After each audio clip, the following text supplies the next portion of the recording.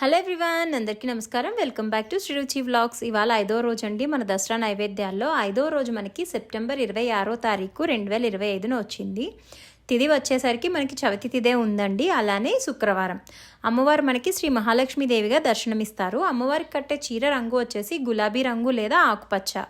అమ్మవారికి పెట్టే నైవేద్యాలు వచ్చేసరికి క్షీరాన్నం, పూర్ణాలు, చక్కెర పొంగలి, పూర్ణం బూర్లు. క్షీరాన్నం అంటే ఏం కాదండి, మనం పాలతో చేస్తాం కదా, అదే పరమాన్నం అని కూడా అంటూ ఉంటారు.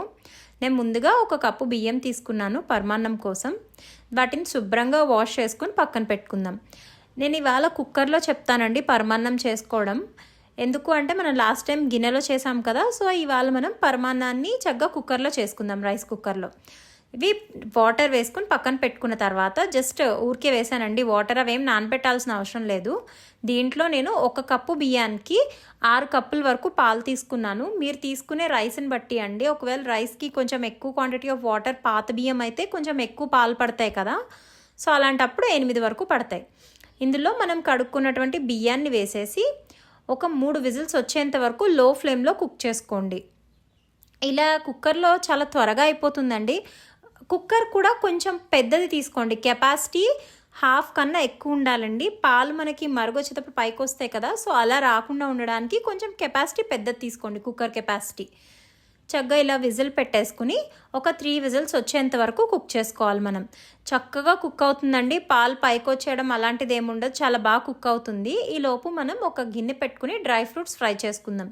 నేను కాస్త నెయ్యి ఎక్కువే వేసుకున్నానండి. ఇది పరమాన్నం కదా, అమ్మవారికి నైవేద్యంగా చేసేదని నేను కొంచెం నెయ్యి ఎక్కువే వేసుకున్నాను.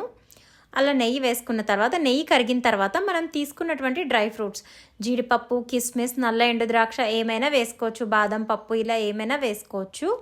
దీంట్లో మనం తీసుకున్నటువంటి జీడిపప్పు, ఎండు ద్రాక్ష వేసుకుని, అది కిస్మిస్ అంటాం కదా, ఇవి చక్కగా గోల్డెన్ కలర్ వచ్చేంత వరకు వేసుకుని ఫ్రై చేసుకుని పక్కన పెట్టేసుకోవాలండి. పక్కన పెట్టుకున్న తర్వాత ఈలోపు మనం స్టవ్ ఆఫ్ చేసేసుకోవాలి 3 విజిల్స్కి. చక్కగా ఇలా మూత తీసి మనం రైస్ని ఒక్కసారి ఎనుపుకోవాలండి. మనం పప్పుగుత్తి యూజ్ చేయొచ్చు, లేదా గరిటతో అయినా చక్కగా మెదిలిపోతుంది. ఇలా అయిన తర్వాత మనకి పాలు మనం తక్కువ వేస్తే ఇక్కడ థిక్గా అయిపోతుంది, సో అందుకని కొంచెం పాలు ఎక్కువ వేసుకోమన్నాను. చక్కగా ఇలా వేసుకుంటే 1 కప్పుకి 8 కప్పుల వరకు పాలు పడతాయండి, రైస్ని బట్టి. మనం తీసుకునే రైస్ కొత్త బియ్యం అయితే తక్కువ పాలే పడతాయి. సో అలా అందులో మనం తీసుకున్నటువంటి ఏ కప్తో అయితే బియ్యం తీసుకున్నామో అదే కప్తో బెల్లం తీసుకుందాం. 1.5 కప్పు వరకు కూడా వేసుకోవచ్చండి, స్వీట్నెస్ని బట్టి. బెల్లంలో ఉండే స్వీట్నెస్ మనం తినగలిగే స్వీట్నెస్ని చూసుకుని 1 కప్పు వరకు వేసుకున్నా నేను. 1.5 వరకు వేయచ్చు పరమాన్నంలో.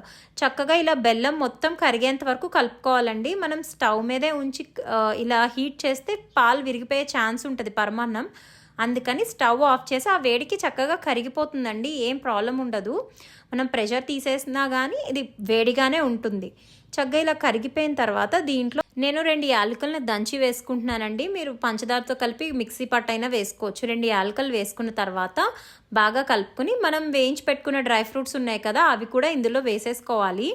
ఇందులో అమ్మవారికి నైవేద్యంగా పెడతాం కాబట్టి మనం చిన్న పచ్చకర్పూరం అండి, ఇవి వేసేసిన తర్వాత పచ్చకర్పూరం మనకు ఉంటుంది కదా, దొరుకుతుంది పూజా స్టోర్స్లో, అలాగా చిన్న పచ్చకర్పూరాన్ని చిన్న ముక్క, పెద్ద ఎక్కువ అక్కర్లేదండి, చాలా చిన్న, ఒక పించ్ అన్నట్టు, ఇంతలో సగం అండి. ఇది నేను చూపించడానికి ఇంత పెద్ద చూపించాను, కానీ అందులో సగమే వేసుకోండి.